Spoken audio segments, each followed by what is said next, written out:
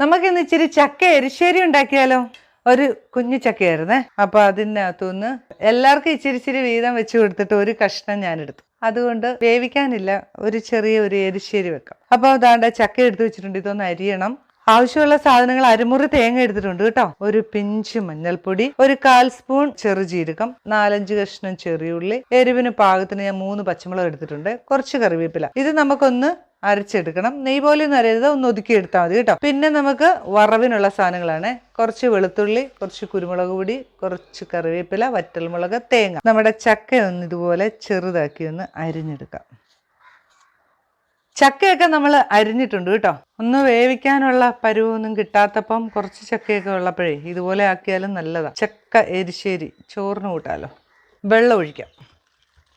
1 cup വെള്ളം ഒഴിച്ച് കുറച്ച് ഉപ്പ് ഇട്ട് കൊടുക്കാം. ഇനി ഇത് ഒന്ന് വെന്തോട്ടെ. മൂടി വെച്ച് നമുക്ക് അങ്ങ് വേവിക്കാം. നമുക്കിതൊന്ന് അരച്ചോണ്ട് വരണ്ടേ. തേങ്ങയും ജീരകവും ചെറിയുള്ളിയും പച്ചമുളകും കറിവേപ്പിലയും എല്ലാം ഒന്ന് അരച്ചെടുത്തുണ്ട്. നമ്മുടെ ചക്ക വെന്തോന്നൊന്ന് നോക്കണ്ടേ. നമ്മുടെ ചക്കയൊക്കെ നല്ല പോലെ വെന്തിട്ടുണ്ട്. ഇനി നമ്മൾ അരച്ചു വെച്ചിരിക്കുന്ന അരപ്പിൽ കുറച്ച് വെള്ളവും കൂടെ ഒഴിച്ചിട്ടാണ് നമ്മളിതാ ഇട്ട് കൊടുക്കുന്നത്. ഒരു ഇച്ചിരി വെള്ളവും കൂടെ വേണം. ചക്കയിൽ അരപ്പൊക്കെ ചേർത്ത് ഉപ്പൊന്ന് നോക്കട്ടെ. കുറച്ച് ഉപ്പിൻ്റെയും കൂടെ കുറവുണ്ട് കേട്ടോ. ഇത്ര ഉപ്പ് വേണം. ഉപ്പിട്ടു. ഒന്നും കൂടെ ഇളക്കിയിട്ട് ഒന്ന് തിളയൊന്ന് വന്നോട്ടെ.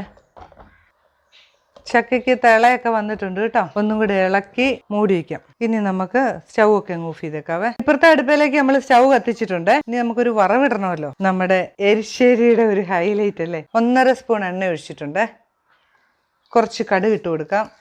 കടുക് പൊട്ടിക്കഴിഞ്ഞാൽ 2 വെളുത്തുള്ളി ചതച്ചതങ്ങോട്ട് ഇട്ടു. അതിൻ്റെ കൂടെ തന്നെ വറ്റൽമുളക്, കറിവേപ്പില, തേങ്ങാപ്പീരയാണ് ഇടുന്നത്. 1 കപ്പ് തേങ്ങാപ്പീര. നമുക്ക് നല്ലപോലെ ചുമക്ക ഒന്ന് വറക്കാവേ. നമ്മുടെ തേങ്ങയൊക്കെ ചുമന്ന് വന്നിട്ടുണ്ട് കേട്ടോ. സ്റ്റൗ അങ്ങ് ഓഫ് ചെയ്തേക്കാം.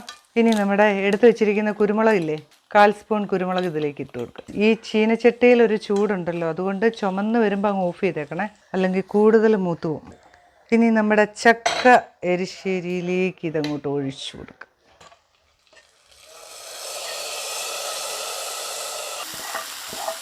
നമ്മുടെ ചക്ക എരിശ്ശേരി ഇനി നന്നായിട്ടൊന്ന് ഇളക്കാം. തേങ്ങയൊക്കെ വറുത്തതിട്ടിട്ട് ഒന്നും പറയാനില്ല. എന്നാ ടേസ്റ്റ് അല്ലേ. ചോറിൻ്റെ കൂടെ എന്തിൻ്റെ കൂടെ വേണേലും ഇടും. വെറുതെ തിന്നാനും നല്ലതല്ലേ.